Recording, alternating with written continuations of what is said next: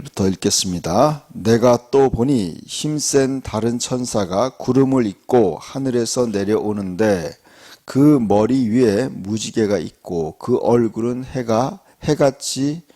같고 그 발은 불기둥 같으며 그 손에는 편 놓인 작은 두루마리를 들고 그 오른발은 바다를 밟고 왼발은 땅을 밟고 사자가 부르짖는 것 같이 큰 소리로 외치니 그가 외칠 때에 7 우레가 그 소리를 내어 말하더라. 7 우레가 말을 할 때에 내가 기록하려고 하다가 곧 들으니 하늘에서 소리가 나서 말하기를 7 우레가 말한 것을 임봉하고 기록하지 말라 하더라. 내가 본 바 바다와 땅을 밟고 서 있는 천사가 하늘을 향하여 오른손을 들고 세세토록 살아계신 이 곧 하늘과 그 가운데 있는 물건이며 땅과 그 가운데 있는 물건이며 바다와 그 가운데 서 있는 물건을 창조하신 이를 가리켜 맹세하여 이르기를 지체하지 아니하리니 7째 천사가 그 소리를 내는 날 그의 나팔을 불려고 할 때에 하나님이 그의 종 선지자들에게 전하신 복음과 같이 하나님의 그 비밀이 이루어지리라 하더라. 아멘. 6째 천사가 나팔을 불고 이 땅에 있는 사람들의 3분의 1이 죽임을 당합니다. 그러니까 심판이 굉장히 더 가중됐죠. 심판이 더 강도가 높아지죠. 우리가 지금 이 요한계시록을 해석하는 데서 중요한 게 단서가 뭐냐면 요한계시록이 실제라는 거예요. 그리고 요한계시록의 구조와 출애굽하는 구조와 똑같다는 거예요. 이것은 굉장히 중요한 열쇠예요. 제가 어저께 이것을 검색을 하게 됐어요. 검색을 하는데 제가 이제 이 천사의 그림을 좀 이 상황을 그림으로 표현한 그런 그림이 있어서 찾으려고 우리 검색하다 보니까 신천지에서 이 땅과 바다를 밟은 천사에 관한 이렇게 신천지 교리 비교가 있더라고요. 그래서 제가 잠깐 봤는데 제가 충격을 받았어요. 이야, 이렇게 성경을 엉터리로 해석하는 걸 사람들이 믿고 있구나.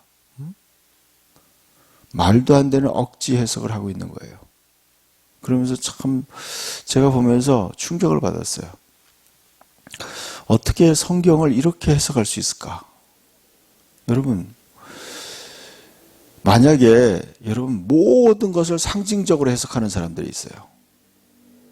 여러분, 성경이 비유와 상징이 있는 건 사실이에요.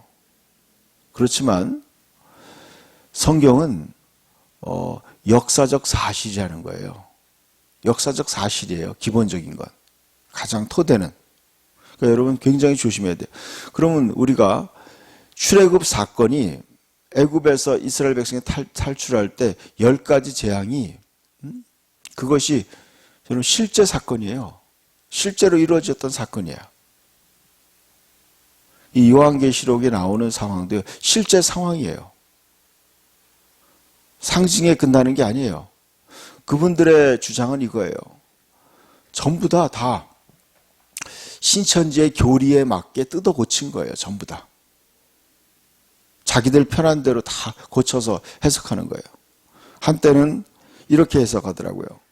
14만 4천 명이 신천지 사람들이다. 그래서 14만 4천을 모아야 된다. 그렇게 아주 오랫동안 그렇게 그거를 울겨냈어요. 근데 14만 4천 명이 넘으니까 이제 또 다른 또 얘기를 하는 거예요. 여러분, 이스라엘 백성의 14만 4천을 자기들이 이스라엘 백성이라고 하는 거예요. 자기들이 유다 지파, 베냐민 지파 이렇게 얘기하는 거예요. 여러분, 그건 초등학교 아이들도 보면은 말이 안 되는 얘기예요, 여러분. 아, 대한민국 사람이 무슨 이스라엘 지파예요. 여러분, 그런 엉터리 같은 그런 해석을 신봉하는 거예요. 정신 차려야 돼요, 여러분. 제가 보면서 너무 충격적이야. 그래서 우리가 요한계시록을요, 올바로, 바르게, 건전하게 잘 해석해야 돼요. 진짜 성경적으로 깊이 올바르게 해석을 해야 돼요. 제가 서론이 좀 길었는데 죄송합니다. 왜냐하면 오늘날 제가 아는 어떤 그런 분들도 그런 잘못된 해석에 빠지는 분들이 종종 있더라고요. 자, 그렇지 않다는 걸 우리가 같이 한번 보겠습니다.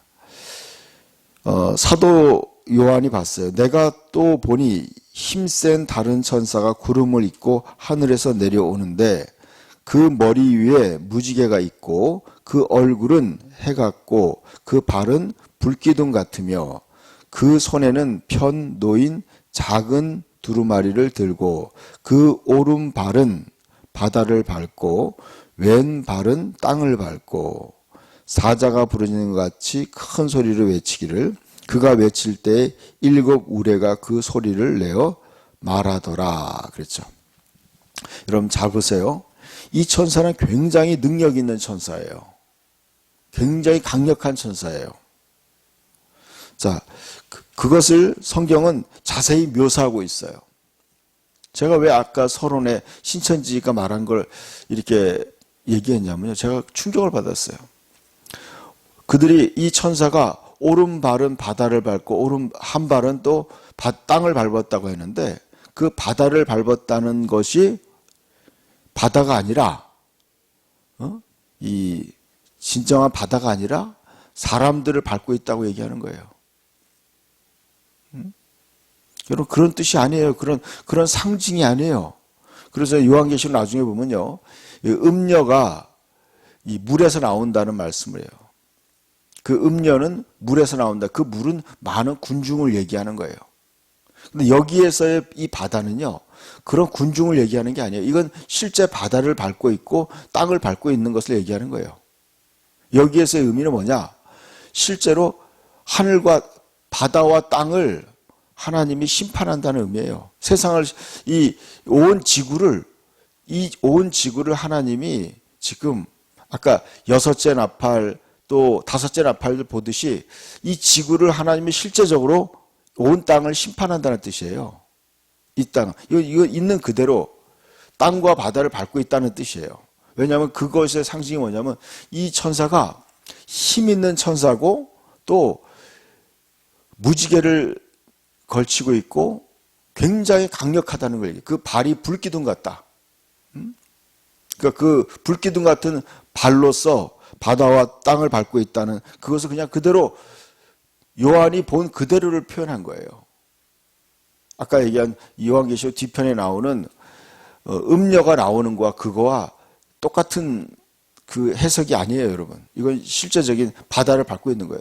여러분 아까 우리가 요한계시록 보면요, 이 바다에 배들이 깨어지고 바다가 피가 되고 바다에 있는 생물이 죽는다.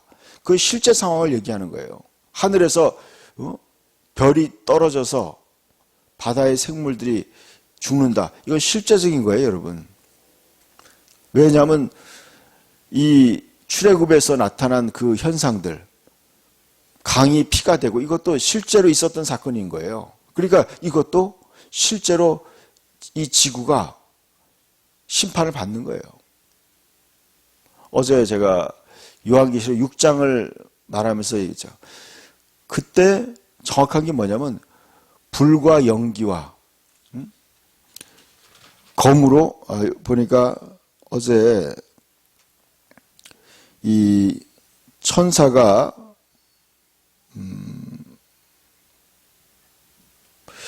그 심판을 할 때 보니까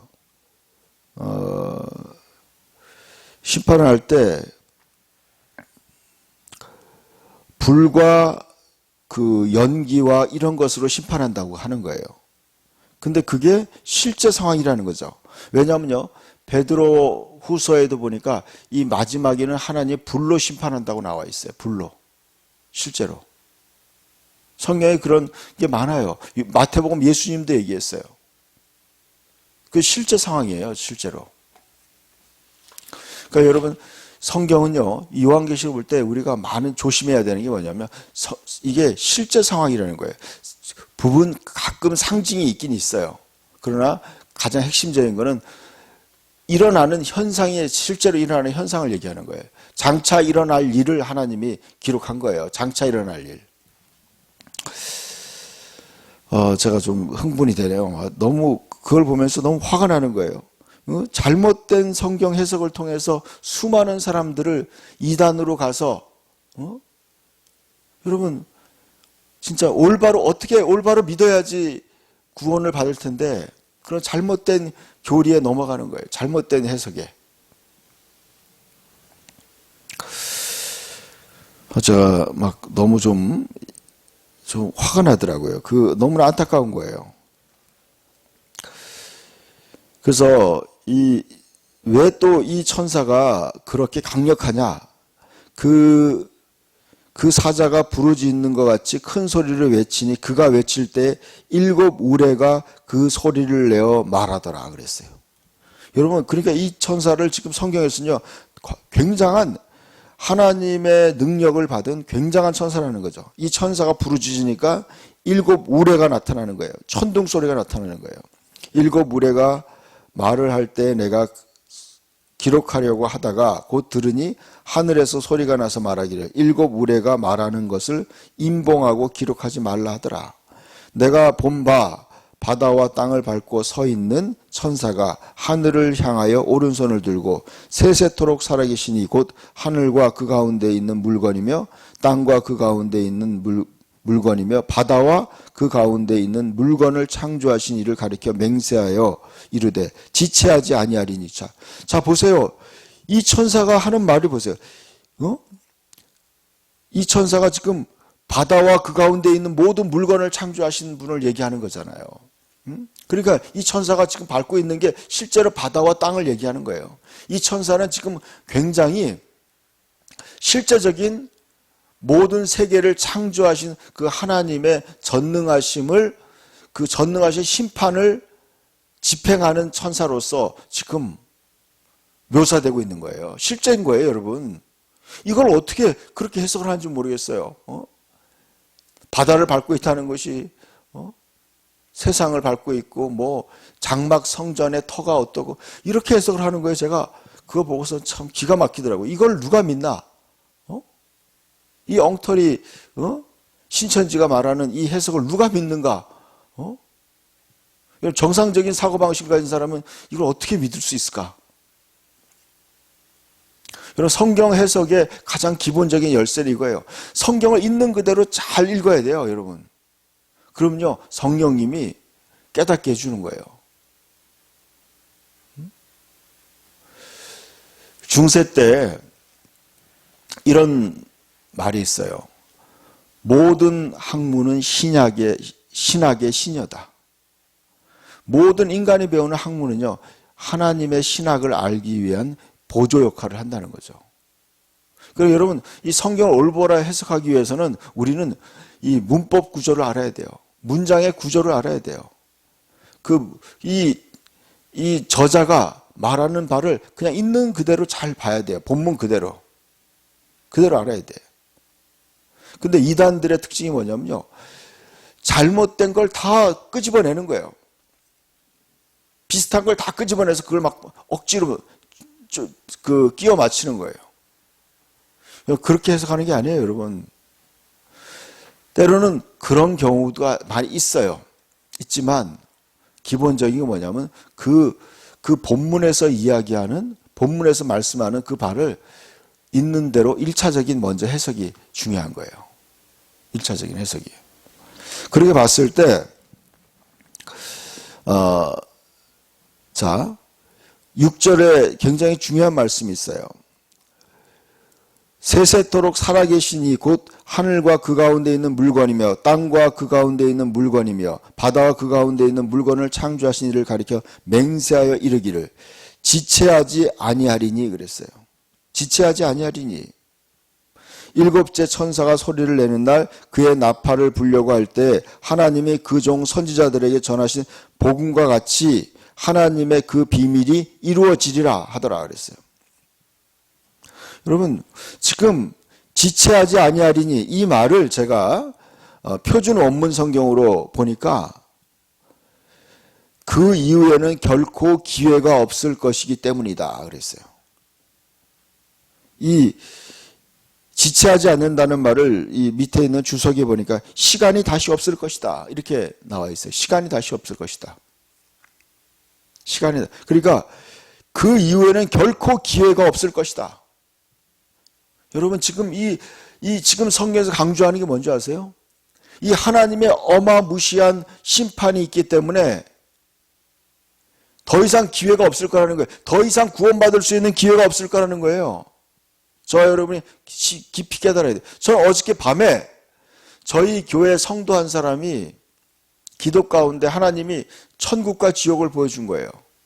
그 이야기를 제가 전화로 듣게 됐어요. 그러면서 굉장히 충격적인 거였어요. 많은 성도들이 천국에 가 있었지만 몇몇 성도들은 지옥에 있는 것을 봤다는 거예요. 저는 그 말을 들으면서 공감이 갔어요. 아, 이 형제가 본 것이 진짜구나. 왜냐하면 지옥에 가 있다는 사람들의 신앙 수준을 제가 알기 때문에 그래요. 그들의 신앙 수준, 그리고 저의 천국에 있는 저와 성도들의 그 집들을 봤다는 거예요. 그러면서 그 형제가 그런 고백을 하는 목사님의 집과 또 몇몇 성도, 그러니까 헌금 생활 잘하는, 헌금 생활 잘하는 사람들의 그 집이 굉장히 어마하게 진짜 대궐 같은 집이라는 거예요. 그러면서 얘기하는 거예요.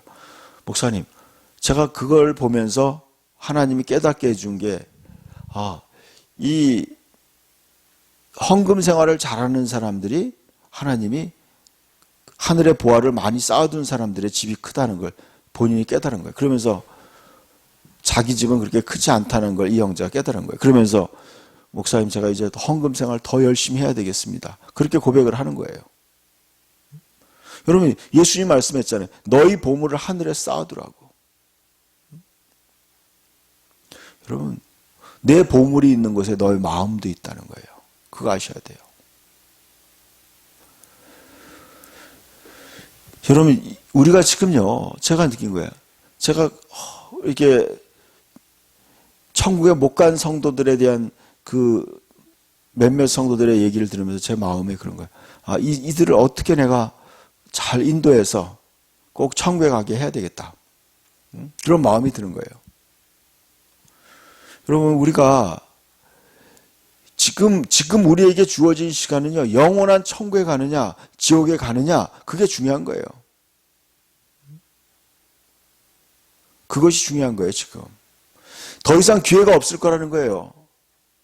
저와 여러분에게 시간이 많이 있어서 지금 우리에게 주어진 시간은요 우리가 얼마나 이 세상에서 더 부자로 사느냐, 더 많은 것을 갖느냐, 더 높은 명예와 인기를 얻느냐, 더 많은 행복을 누리느냐, 그러라고 주어진 시간이 아니라는 거예요. 여러분 우리에게 주어진 시간은요 하나님이 우리에게 준 사명을 감당하고 다시 오실 예수 그리스도를 맞이할 준비를 하라는 시간이에요.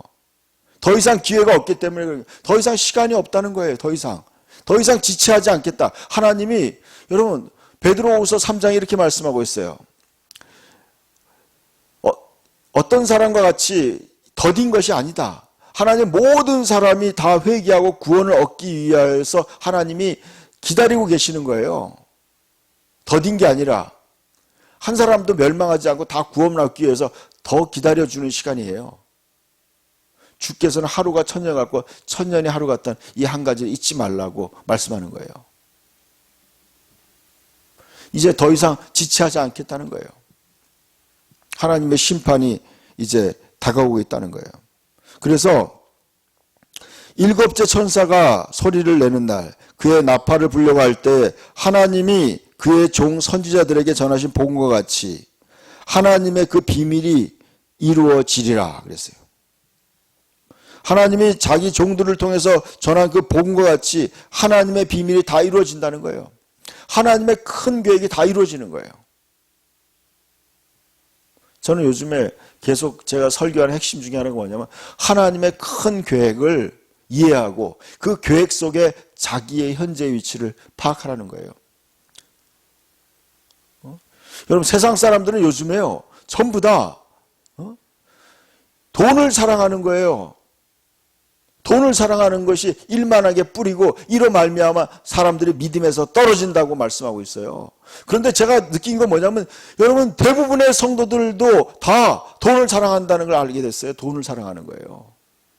조심하셔야 돼요. 돈을 사랑하다가 믿음에서 떠난다는 거예요. 시험에 든다는 거예요. 그 엄청난 경고를 사람들이 모르고 있어요. 요즘에 전부 다 재테크에 눈이 멀어 있어요, 진짜. 여러분, 그게 필요하죠. 이 세상을 사는데 돈이 왜 안 필요하겠어요? 저도 필요하고 다 필요해요. 그리고 더 필요한 건 뭐예요? 여러분, 지금 이 세상은 세상을 하나님의 심판 가운데 들어가고 있는 거예요. 우리는요, 이사를 가야 되는 거예요. 영원한 하나님의 집으로. 우리 신랑 되신 예수님이 하늘에 우리를 위해 만든 영원한 처소로 우리 이사를 가야 되는 거예요. 우리는 이사 갈 준비해야죠. 그리고 주님 맞을 준비를 해야 되는 거예요. 이것이 요한계시록을 우리에게 보여준 이유예요. 우리가 이 책을 임봉하지 말라, 덮어두지 말라는 거예요. 저와 여러분이요, 이 요한계시록을 지금 여러분, 우리가 사는 이 시대에 가장 읽어야 되고 깊이 이해해야 될 것이 바로 요한계시록이에요. 요한계시록에 나타난 주님의 관점을 오늘날 우리가 깊이 이해해야 돼요. 그래서 우리가 라오디게아 교회가 같이 7번째 라오디게아 교회, 미지근한 교회에서 우리가 벗어나야 돼요. 예수님을 마음에 모시고 흰옷을 입고 불로 연단된 금을 사서 부요하게 하고 안약을 사서 발라봐야 되는 거예요. 영적인 실상을 봐야 돼요. 이 세상의 영적인 실상을 볼 수 있는 영안이 열려야 돼요. 기도해야 돼요. 기도하겠습니다. 회개하라, 천국이 가까워졌느니라. 주님, 우리가 하나님이 원치 않는 하나님의 심판의 대상이 되는 모든 것들로부터 회개하고 더 주님께 가까이 나아가게 하여 주시옵소서. 천국을 준비하고 다시 오실 그리스도를 맞이할 수 있는 착하고 충성된 종들이 되게 해 주시옵소서. 주님 다시 오실 때 우리가 충성된 종으로 주님의 뜻을 행하면서 주님을 맞이할 수 있는 거룩한 성도들이 되게 하여 주시옵소서. 예수님의 이름으로 기도드립니다. 아멘.